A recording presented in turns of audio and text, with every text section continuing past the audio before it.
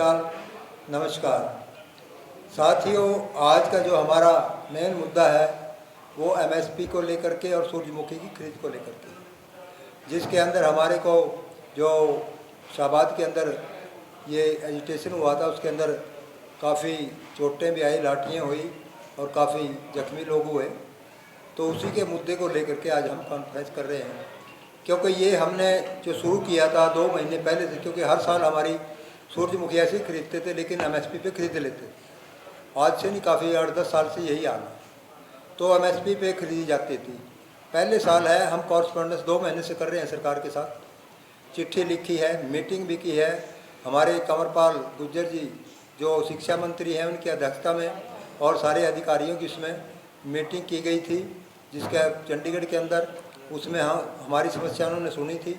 वो कहते हैं हम एमएसपी पे इस बार नहीं खरीदेंगे। तो हमने कहा भी वजह क्या है, क्यों नहीं खरीदते जब हर साल खरीदते थे। तो कहते हैं हम भावांतर पे खरीदेंगे साल। तो ना तो उन्होंने कोई क्लियर किया, हमने कहा भी एमएसपी पे खरीदिए, भावांतर पे क्यों खरीदते हैं। तो उन्होंने बातचीत सारी करके उसके बाद कह दी हम सीएम साहब से बात करेंगे। उस दिन भी कोई क्लियर नहीं किया। तो उसके बाद भी हमारी बातचीत प्रशासन से भी चली है, लेकिन उन्होंने वही कहा हम नहीं खरीद सकते एमएसपी पे।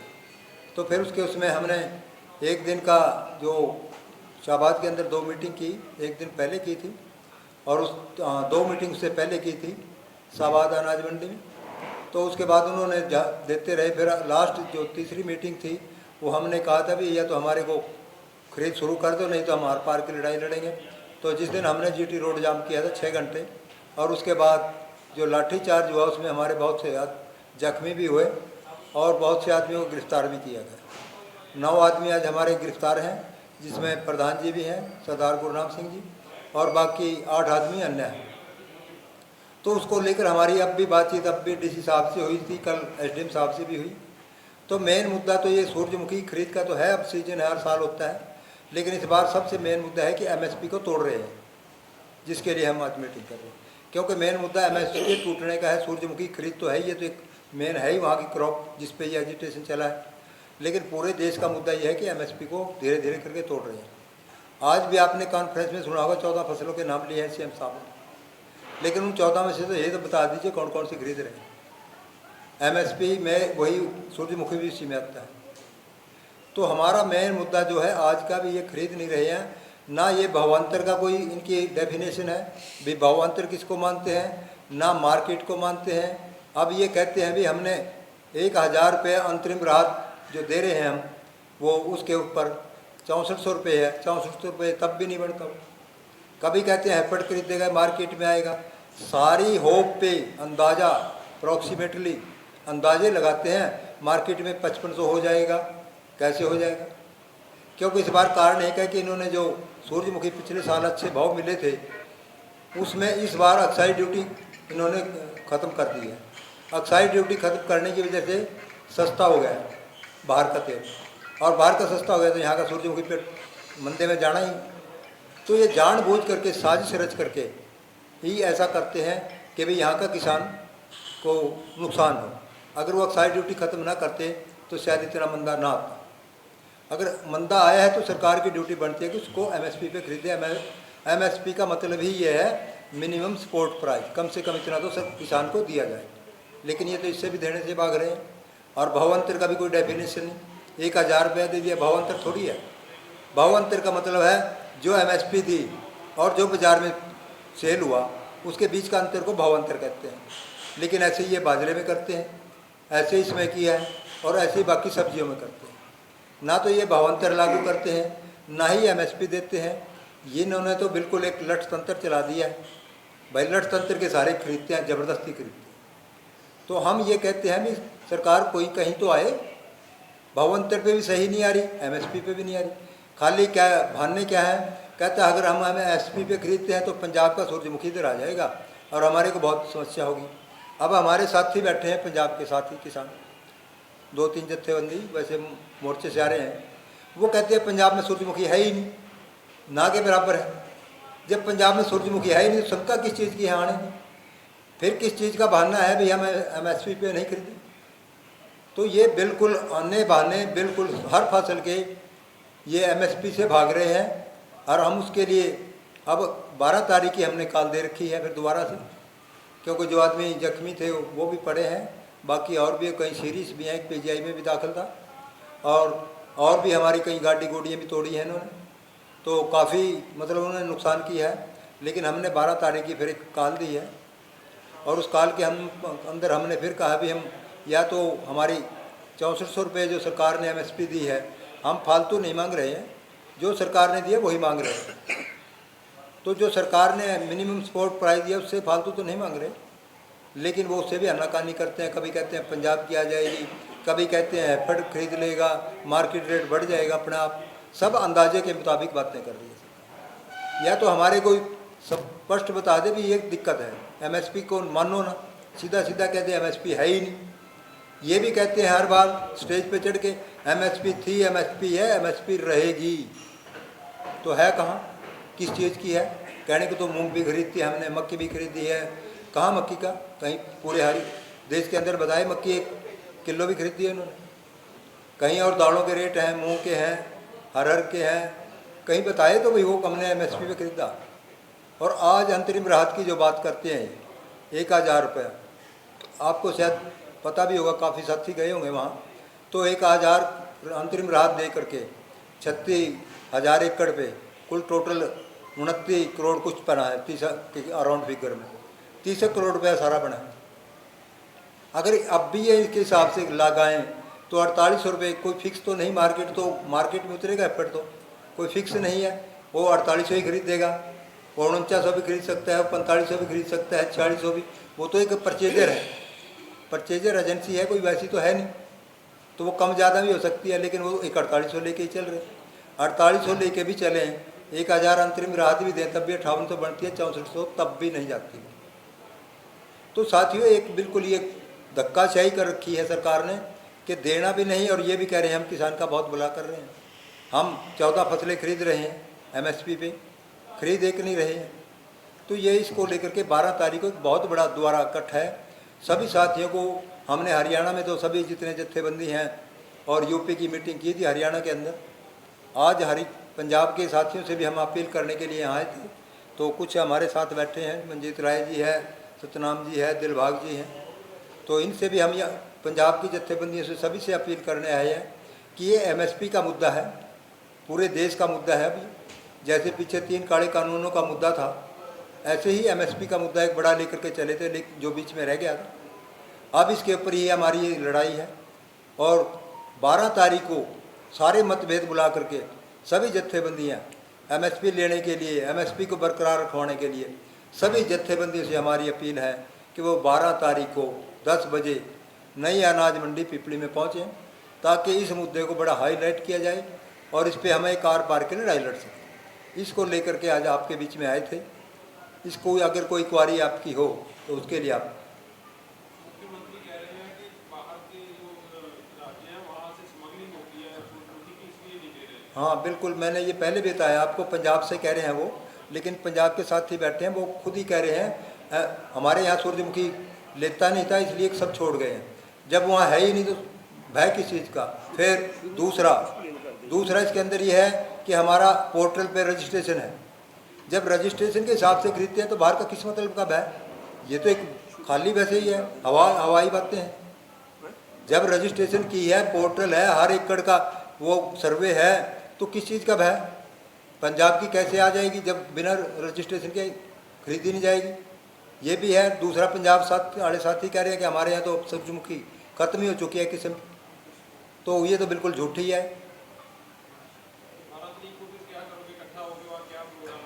ऐसा ही इकट्ठा होकर के हम जो भी, देखो वही बात है, लड़ाई है बहुत ज़बरदस्त, जैसे पहले हुई थी, पहले भी हमारे पास लाठीचार्ज हुआ, आप फिर कर सकते हैं, लेकिन इकट्ठ बड़ा है, लोगों के अंदर गुस्सा भी है, लाठीचार्ज हुआ है, इससे भी बड़ा इकट्ठ होगा बहुत ज़बरदस्त। और सभी साथियों से अपील है, अकेले हरियाणा की लड़ाई नहीं है, अकेले इस्लामाबाद की लड़ाई नहीं, ये MSP का मुद्दा है।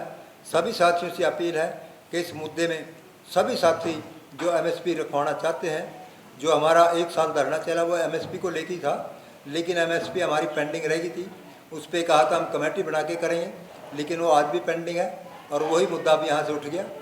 और इसी का मुद्दा जो 3 गाड़े कानून का था वो भी पिपली से ही उठा था, आपको पता है। 10 सितंबर को लाठीचार्ज हुआ था, जिसके ऊपर बाद ये मुद्दा गरमाया था और पूरा दिल्ली तक गया था, 1 साल चला। अब यही मुद्दा MSP का बाकी है।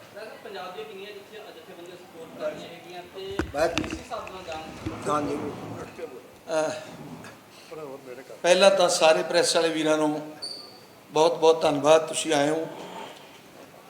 ਅੱਜ ਦੀ ਜਿਹੜੀ ਇਹ ਸਾਡੀ ਪ੍ਰੈਸ ਕਾਨਫਰੰਸ ਹੈ, ਇਹਦੇ ਵਿੱਚ ਮੁੱਖ ਏਜੰਡਾ ਜਿਹੜਾ 6 ਤਰੀਕ ਨੂੰ ਸਰਦਾਰ ਗੁਰਨਾਮ ਸਿੰਘ ਚੜੂਨੀ ਉਹਨਾਂ ਦੀ ਜਥੇਬੰਦੀ ਵੱਲੋਂ, ਹਰਿਆਣੇ ਵਾਲੇ ਸਾਥੀਆਂ ਵੱਲੋਂ ਇੱਕ ਪ੍ਰੋਟੈਸਟ ਕੀਤਾ ਜਾ ਰਿਹਾ ਸੀ ਸੂਰਜਮੁਖੀ ਦੀ MSP ਨੂੰ ਲੈ ਕੇ, ਕਿਉਂਕਿ ਸਰਕਾਰ ਨੇ ਹੱਥ ਖੜੇ ਕਰ ਦਿੱਤੇ ਕਿ ਅਸੀਂ ਖਰੀਦ ਨਹੀਂ ਕਰਨੀ। ਹਰ ਸਾਲ ਖਰੀਦ ਕਰਿਆ ਕਰਦੇ ਸੀ, ਜਿਵੇਂ ਪ੍ਰਧਾਨ ਮੰਤਰੀ ਨੇ ਪਹਿਲਾਂ ਕਈ ਵਾਰ ਕਿਹਾ, ਖਾਸ ਕਰ BJP ਸਰਕਾਰ ਨੇ ਕਿਹਾ ਬਹੁਤ ਵਾਰ, MSP ਥੀ, MSP ਹੈ, MSP ਰਹੇਗੀ। ਸਾਡੀ ਲੜਾਈ ਇਹ ਰਹੀ ਹੈ ਸਰਕਾਰ ਦੇ ਨਾਲ ਕਿ MSP ਬੇਸ਼ੱਕ 23 ਫਸਲਾਂ ਤੇ ਅਨਾਉਂਸ ਕਰਦੀ ਆ ਗਵਰਨਮੈਂਟ, ਪਰ MSP ਮਿਲਦੀ ਨਹੀਂ। ਸੋ ਇਹ ਜਿਹੜਾ ਪ੍ਰੋਟੈਸਟ ਹਰਿਆਣੇ ਕੀਤਾ ਜਾ ਰਿਹਾ ਸੀ, ਇਹ ਸੂਰਜਮੁਖੀ ਨੂੰ ਜਿਹੜਾ ਮਿਨੀਮਮ ਸਪੋਰਟ ਪ੍ਰਾਈਜ਼ ਉਹ ਲੈਣ ਵਾਸਤੇ, ਔਰ ਉਹ ਜਿਹੜੀ ਹੈ ਉਹਦੇ ਤੇ ਲਾਠੀਚਾਰਜ ਕੀਤਾ। ਸੋ ਉਸ ਲਾਠੀਚਾਰਜ ਦੇ ਵਿਰੋਧ ਦੇ ਵਿੱਚ ਇਹ ਜਿਹੜਾ ਵੱਡਾ ਇਕੱਠ ਰੱਖਿਆ ਗਿਆ 12 ਤਰੀਕ ਨੂੰ ਪਿਪਲੀ। ਸੋ ਅੱਜ ਦੀ ਜਿਹੜੀ ਪ੍ਰੈਸ ਕਾਨਫਰੰਸ ਹੈ, ਖਾਸ ਕਰ ਇਹ ਅਪੀਲ ਕਰਨ ਵਾਸਤੇ ਆ ਪੂਰੇ ਦੇਸ਼ ਵਾਸੀਆਂ ਨੂੰ ਕਿ ਇਹ ਕਿਸਾਨਾਂ ਤੇ ਹਮਲਾ ਹੈ, ਕਿਉਂਕਿ ਸਰਕਾਰ ਕਹਿੰਦੀ ਕੁਛ ਹੈ, ਕਰਦੀ ਕੁਛ ਹੈ। ਸਰਕਾਰ ਕਹਿੰਦੀ ਹੈ, ਲੋਕਾਂ ਨੂੰ ਭਰਮ ਪੈਦਾ ਕਰਦੀ ਹੈ ਕਿ ਅਸੀਂ ਤਾਂ MSP ਦੇ ਰਹੇ ਹਾਂ, ਜਦ ਕਿ ਮਿਲ ਨਹੀਂ ਰਹੀ। ਸੋ ਉਹ ਲੋਕਾਂ ਨੂੰ ਜਾਗਰਤ ਕਰਨ ਵਾਸਤੇ, ਲੋਕਾਂ ਨੂੰ ਦੱਸਣ ਵਾਸਤੇ ਕਿ ਆ ਜੋ ਕੁਝ ਵਾਕਿਆ ਹਰਿਆਣੇ 'ਚ ਹੋਇਆ, ਇਹ ਪੂਰੇ ਦੇਸ਼ ਦੇ ਕਿਸਾਨ ਨਾਲ ਹੋਇਆ ਇੱਕ ਤਰ੍ਹਾਂ ਦਾ। ਸੋ ਅੱਜ ਇਹ ਅਪੀਲ ਕਰਨ ਆਏ ਆ।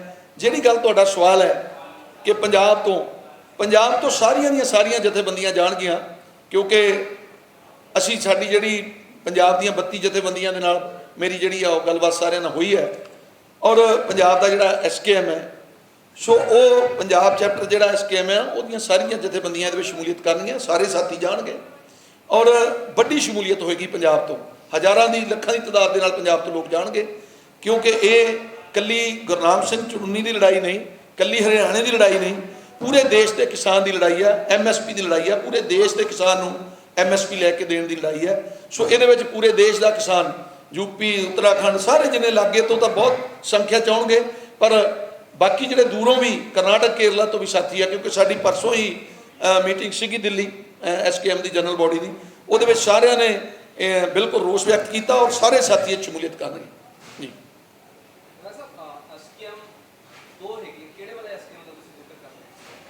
ਵੇਖੋ SKM ਦੋ ਬੇਸ਼ੱਕ ਮੰਨ ਲਏ ਜਾਂਦੇ ਨੇ, ਕਿਉਂਕਿ ਕਈ ਵਾਰੀ ਕੁਝ ਸਾਥੀ ਕਹਿੰਦੇ ਨੇ ਇੱਕ ਗੈਰ ਰਾਜਨੀਤਿਕ ਹੈ, ਇੱਕ ਰਾਜਨੀਤਿਕ ਹੈ। ਤੁਹਾਡਾ ਸਵਾਲ ਠੀਕ ਹੈ, ਪਰ ਉਹਦੇ ਵਿੱਚ ਸਾਰੇ ਹੀ ਜਾਣਗੇ, ਕਿਉਂਕਿ ਮੇਰੇ ਨਾਲ ਸਾਥੀ ਬੈਠੇ ਨੇ, ਸਰਦਾਰ ਗੁਰਨਾਮ ਸਿੰਘ ਚੜੂਨੀ ਦੇ ਸਪੁੱਤਰ ਨੇ, ਉਹਨਾਂ ਨੇ ਹੁਣੇ ਡੱਲੇਵਾਲ ਸਾਹਿਬ ਨਾਲ ਵੀ ਗੱਲ ਉਹਨਾਂ ਦੀ ਹੋਈ ਹੈ। ਸੋ ਉਹਨਾਂ ਨੇ ਵੀ ਭਰੋਸਾ ਦਿੱਤਾ ਕਿ ਅਸੀਂ ਵੀ ਸ਼ਮੂਲੀਅਤ ਵਿੱਚ ਕਰ ਰਹੇ ਹਾਂ। ਸੋ ਸਾਰੀਆਂ ਜਥੇਬੰਦੀਆਂ ਦੇ ਨਾਲ ਹੀ ਲਗਭਗ ਜਿਹੜੀ ਆ ਉਹ ਗੱਲਬਾਤ ਹੋ ਰਹੀ ਹੈ।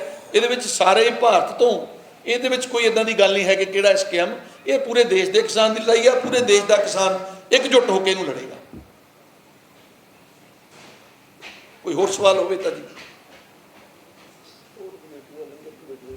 ਕਿਉਂਕਿ ਇਸ ਦੇ ਵਿੱਚ ਇਕੱਲਾ SKM ਹੀ ਨਹੀਂ, ਇਹਦੇ ਵਿੱਚ ਧਾਰਮਿਕ ਜਥੇਬੰਦੀਆਂ ਜਿਹੜੀਆਂ ਹਰਿਆਣੇ 'ਚ ਟੋਲ ਕਮੇਟੀਆਂ ਬੈਠੀਆਂ ਸਨ, ਉਹ ਵੀ ਇਹਦੇ ਵਿੱਚ ਖਾਪ ਪੰਚਾਇਤਾਂ ਸਾਰੀਆਂ ਤਿਆਰੀ ਕਰ ਰਹੀਆਂ ਇਸ ਜਿਹੜੀ ਪਿਪਲੀ ਵਾਲੀ ਆ 12 ਤਰੀਕ ਦੀ ਰੈਲੀ ਆ।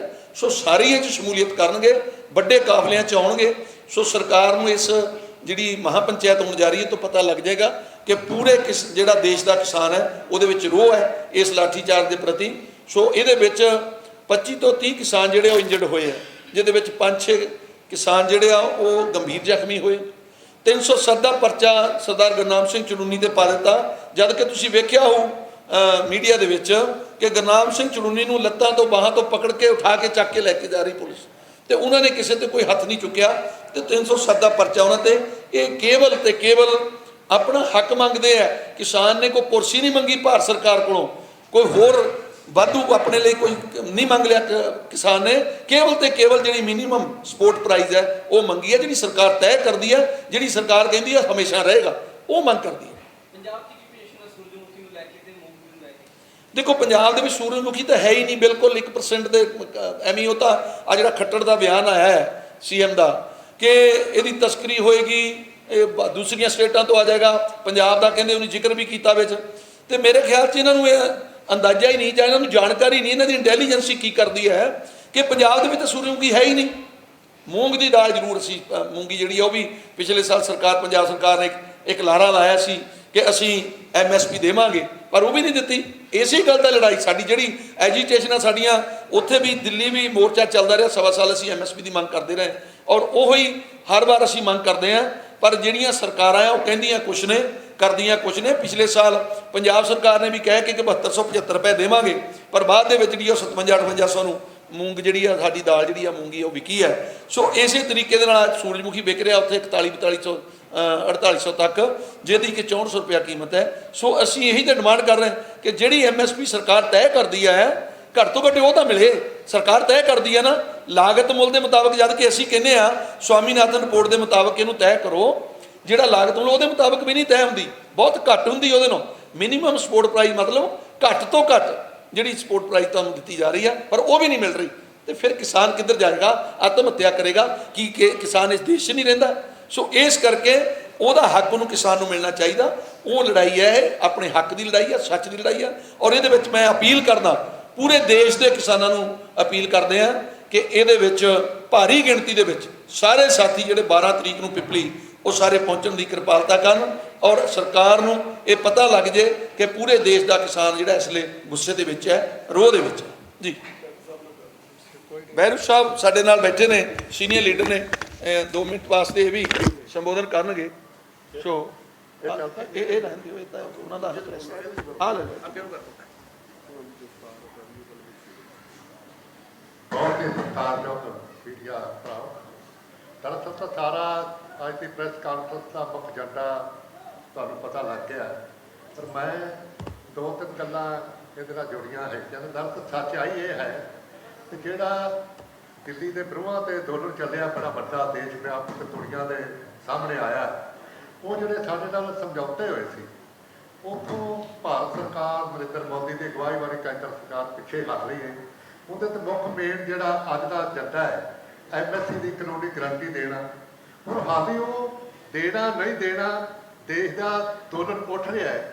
ਉਸ ਅੰਦੋਲਨ ਉੱਠਦੇ ਨੂੰ ਦਬਾਉਣ ਵਾਸਤੇ ਇਹ ਛੋਟੀਆਂ ਹਰਕਤਾਂ ਸਰਕਾਰਾਂ ਕਰਦੀਆਂ ਨੇ।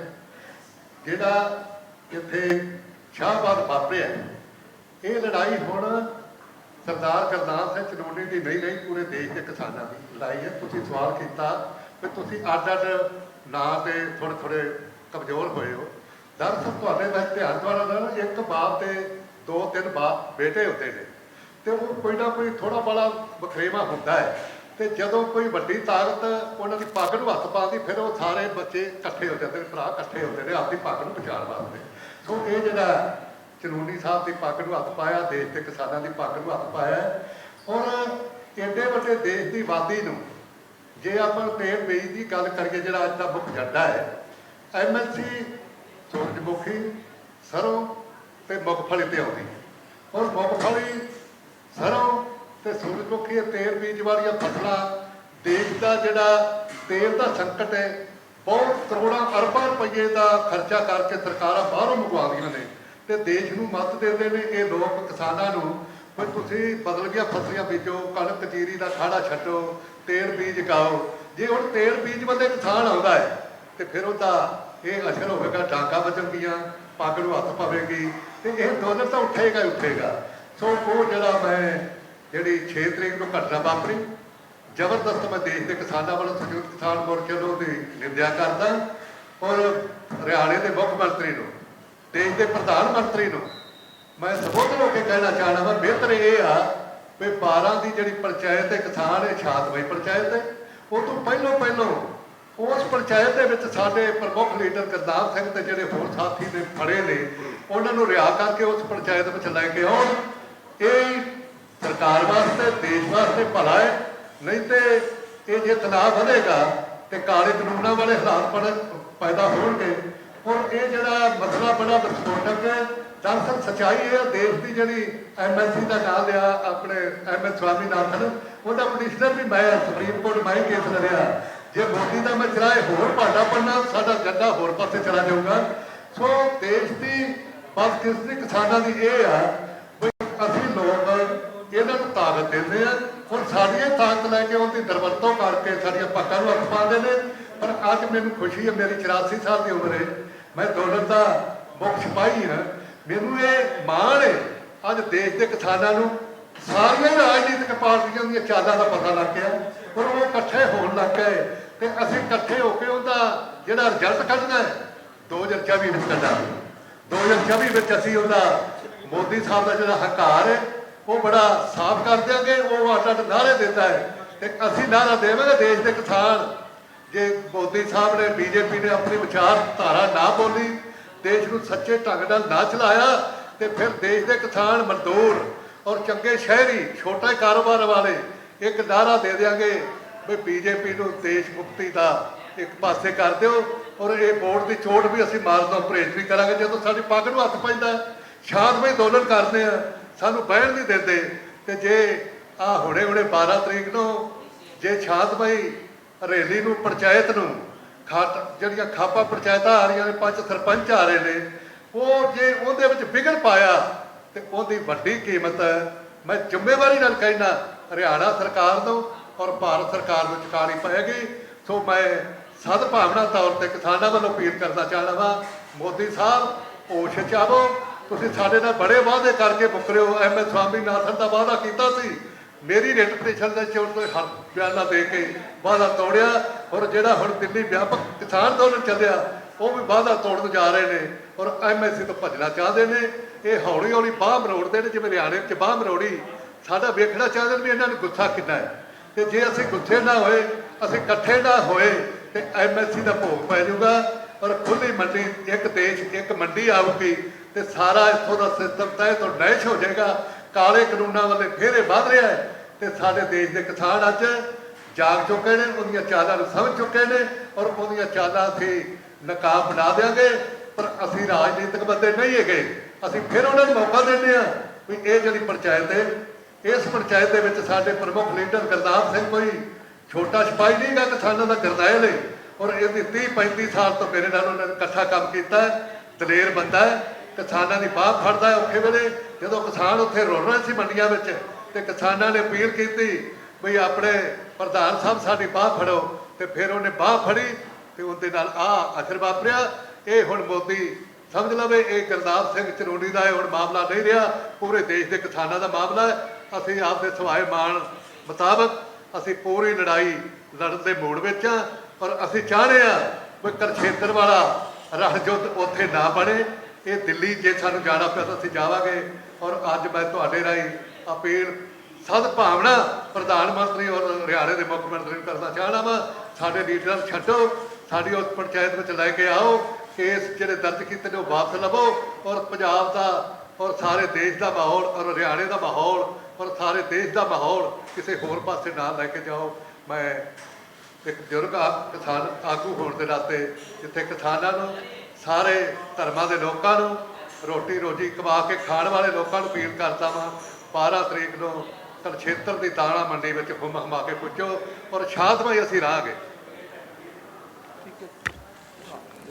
उसमें ऐसा है कि जब सरकार कह रही है ना बजट की बात, बजट इतना ज़्यादा नहीं है, ये तो सिर्फ सरकार की हठधर्मिता है।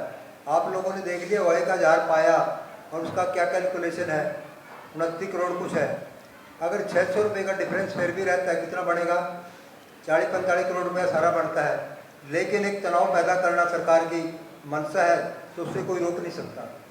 सरकार का कोई ज़्यादा लंबा, किसान को देना 40-45 करोड़ रुपये बड़ा लंबा चौड़ा बजट नहीं है।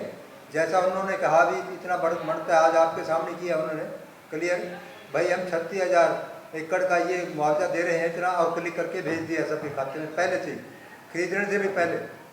तो ये कोई ज़्यादा बड़ा बजट नहीं है, इतना भेज दिया है, थोड़ा सा और है। इसके लिए अगर देश के अंदर या प्रांत के अंदर इतना तनाव होता है और खुद पैदा करते हैं शंका के आधार पर, भाई पंजाब से आ जाएगा, पंजाब वाले साथी बैठे है ही नहीं, तो ये शंकाएँ तो बिल्कुल गलत हैं, निर्मूल हैं। और मैं ये कहूँगा आज भी सरकार को कि ये कोई बड़ी बात नहीं है जिसके ऊपर आप अड़े हुए हैं। और हमने आपसे आज भी पहले भी अपील की थी, आज फिर अपील करते हैं कि इसको पूरा रेट दे दिया जाए, आपको फ़ायदा होगा। और बाकी तो हठधर्मिता सरकार की होती है, वो अलग बात है, लेकिन उसका नतीजा अच्छा नहीं होता, कभी भी माड़ा ही होता है। कोई पीछे लाठीचार्ज हुआ हमारे को, लेकिन हमने किसी पे हाथ नहीं उठाया और इतनी बेरहमी से किया कि इस बार तो लाठीचार्ज भी किसी का प्राइवेट पार्ट है, पीजीआई में दाखिल है, प्राइवेट पार्ट में मारा है। और ऐसे ही मतलब जो सिस्टम से ना मारना होता है ना पुलिस को, वो भी उन्होंने हथकंडा बरता है। और एक गाड़ी हमारी वहाँ से चला करके ले गए और थाने में जाकर के इसको तोड़ा अच्छी तरह, 5-6 महीने से ही ली थी अभी, लेकिन थाने में जाकर उसको पूरी तरह तहस नहस कर दी। तो ऐसे ऐसे मतलब जो ना करने हैं सिस्टम, जो प्रशासन के इलीगल है, वो सारे हथकंडे सरकार ने बरते हैं। तो हम तो अपील करते हैं कि अभी कोई बड़ा मुद्दा नहीं है। 29 करोड़ रुपये आपने डाल दिया है, 15-20 करोड़ रुपये बचता भी नहीं है पर, जिसके ऊपर इतना चुनाव पैदा करें। तो सरकार को मेरे ख्याल तो सद्बुद्धि आ जानी चाहिए। नहीं तो मैं सभी साथियों से, पंजाब के जितने जत्थेबंदी हैं, सभी से अपील करेंगे कि भाई वो 12 तारीख को इसमें हिस्सा लें, क्योंकि एक आप MSP का मुद्दा है, पूरे देश का मुद्दा है। आज सूर्यमुखी से भाग रहे हैं, बाकी दालों से भाग रहे हैं, कल के आपको ये धान से और गेहूँ से भी दौड़ेंगे, उसको भी नहीं देंगे। क्योंकि ऐसा ऐसा इन्होंने एक पॉइंट कह रहे हैं। ये तो अभी भी खट्टर साहब ने कहा, कहते हमारी जो 3 काले कानून थे वो सही थे, वो हमने वापस लेने पड़े, लेकिन धीरे धीरे हम उसको लागू कर रहे हैं। हालात ऐसे बढ़ रहे हैं तो लागू क्या करें, हम तो कभी कर लें। जब MSP से भाग ही रही है सरकार, धान के अंदर कह देती है ये यूपी का आता है, बिहार का आता है, भाई यूपी बिहार भी तो इसी देश में है। तो साथियों, मेरी अपील है कि भाई सभी साथी, इसमें जितने भी साथी आए हैं, इस मुद्दे को ऊपर थोड़ा हमारे साथ दें। इसी के साथ आप सभी लोगों का धन्यवाद। ठीक बहुत ठीक। हाँ?